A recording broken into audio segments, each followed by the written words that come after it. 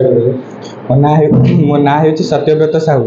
मु चलित वर्ष 2025 आदिकवि शारदा दास कॉलेज रे +2 कॉमर्स रे 521 नंबर रखी प्रथम स्थान अधिकार करी।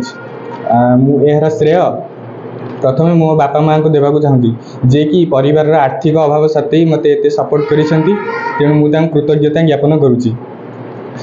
मुझे द्वितीय श्रेय मोर कॉलेज लेक्चर मानक देवाक चाहूँगी जे कि सबु समय मत सपोर्ट करी आछंती, मोर सबु डाउट क्लियर करछंती।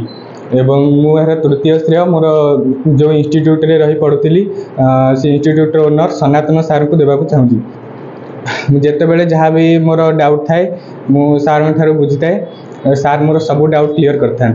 दिन को केते घंटा परिश्रम करते? दिन को 10 ରୁ 12 घंटा परिश्रम करी मु एही कृतित्व अर्जन करि परिछि। आगु माने आगु कोन करिया चाहते? आगु को मोर लक्ष्य होची जने सफल लेक्चरर हेबा। आशा थिला 90% नो ते कम। आगु सेटा पूरा हे चेष्टा करी। भिन्न एक प्रयास, नुआ एक सृष्टि, चिराचरित शिक्षा व्यवस्था आड़ी नुआ एक कोणार्क तैयारी करी खूब कम दिन रे जगतसिंहपुर जिले में लोकप्रियतार शीर्ष रे पहुँची। शिक्षार मंदिर सनातन इंस्टीट्यूट जो शिक्षा सृष्टि करिछि, वर्तमान जुगरे ग्रामांचल रे शिक्षार विप्लव प्रभु जगन्नाथ माँ शारदा कृपारू चलित वर्ष आम अनुष्ठान रे छात्र छात्री माने भल मार्क सहित उत्तीर्ण होइछन्ति। आम अनुष्ठान छात्र सत्यव्रत साहू वाणिज्य युक्त वाणिज्य 521 नंबर रखी आदिकवि शारदा दास महाविद्यालय रे सर्वोच्च मार्क रखिछन्ति। व्यक्तिगत भाव में सफल छात्र मानक मोर शिक्षानुष्ठान तरफ उज्जवल भविष्य कामना करुच्ची।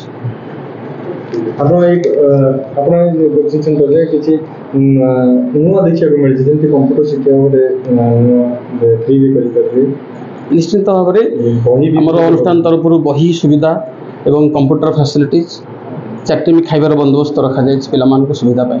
सब छात्र छात्री बही दिया प्रत्येक छात्र मान बही दिया जाए। मुख्य सत्यव्रत साहू